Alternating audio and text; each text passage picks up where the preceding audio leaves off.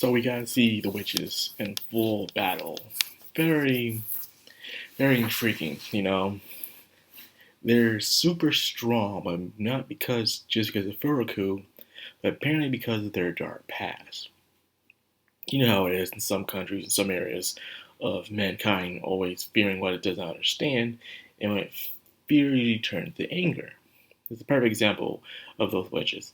I'm surprised they didn't show more of the girl's backstory. They probably will later on, but it's more like glimpses and flashbacks of it.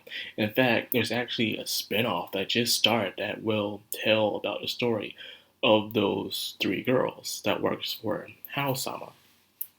In fact, it intrigues me that almost every minor character has is about to have their own spin-off story. They're all their own characters, but then again, that's how good the author is. They can make any character and make them the main character to their own story, which is very intriguing. And it's nice. Heck, there's even one about Faust being that just started not so long ago, or has a few chapters out. It's pretty good. Now, back on point, we see six girls, well, mainly five girls in action. Tamo and Ren, well, not Ren, but Pyron, and their fighting styles. It seems like they're having the upper hand until they realize that they have grown, but not grown enough to show how strong that these three girls are. And sometimes a Furoku, I guess, can grow by experience and also emotion. And their emotion is their trauma of their past, how they've been treated by society as outcasts. So because of that, they have become extremely strong through negative energy. Never was truly raised right. And they're able to do anything, to even cheap and dirty tactics to win over their opponents.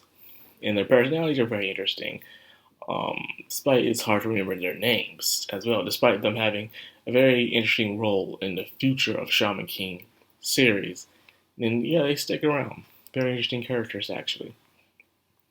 Now, that being said, they were definitely having the upper hand in that situation until Yo's father, everyone calls him Micky, shows up. And I love how everyone's like, oh, he's a pervert. And then, like, I am not a pervert. And I like those lines where it's being embarrassed because he's wearing nothing but underwear. Like, I am not a pervert. I am Yo's father. There's a difference. As long as you're so much father, I mean, you're not a pervert. But I guess you get the point. And he was already trying to be a father figure to these three girls by patting one on the. He slapped everybody first. He slapped everybody. Sometimes you gotta discipline your children to get them to act right, to wake them up. Sometimes you need to slap someone to wake them up. There's no other way. And that's exactly what they did. What he did, anyway. And how he took a cigarette from one, gave the doll back, and, just kept talking to them, how that he'll be their father and stuff. Micky is a guy who, I don't know, he raised Yo himself. He is the father of Yo. I don't think he raised him thoroughly. I think Yo was mostly raised by his grandfather because of the training. Because of that, Micky probably didn't have a chance to really hang around Yo that much. Heck, he probably mostly hung around Tamo more than anything. Now he's hanging out with these two kids as well. He has this thing, I guess, maybe because his lack of being in Yo's life probably did a toll on him. Now he wants to hang around with other children to, make up for lost time like he did with Yo. With Yo his own, I guess he's too old to hang around with his old man, I guess. And it's something we all can relate to, I guess. It's something we definitely can, some of us can relate to, including myself. Wanting to have your dad around, but you're too old for that. But you're never too old to have your pops around. Or your parents, or like your grandparents. You're never too old for that. Always get out some quality time. The two kids he's with is starting to have a little connection here. First, like, what's these two kids? Why are they in a shaman fight? How are they in a shaman fight?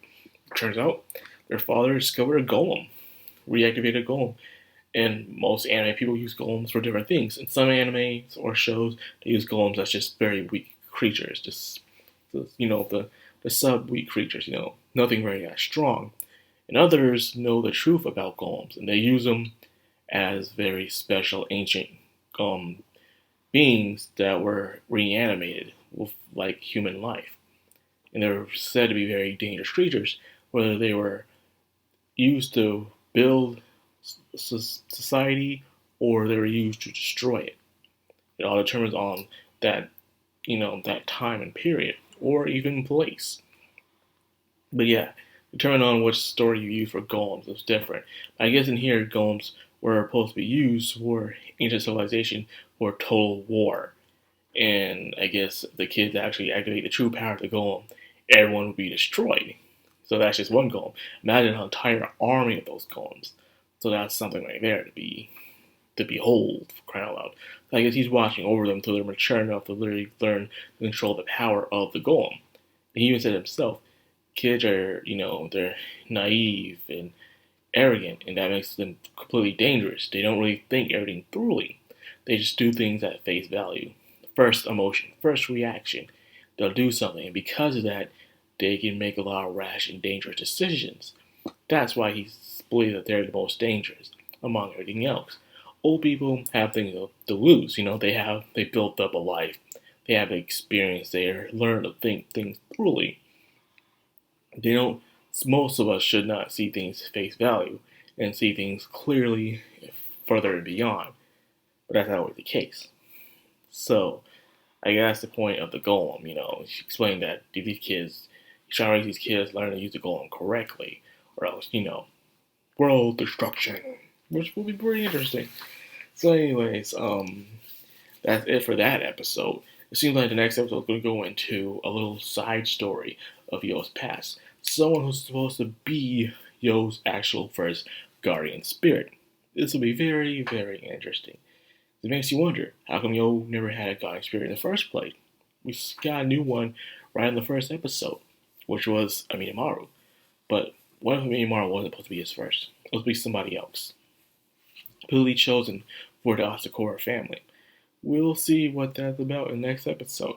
And that's it for this. I hope you guys enjoyed. If you did, like, comment, subscribe, of course, hit that bell icon. This has been Madcrownxox on Anime, signing out.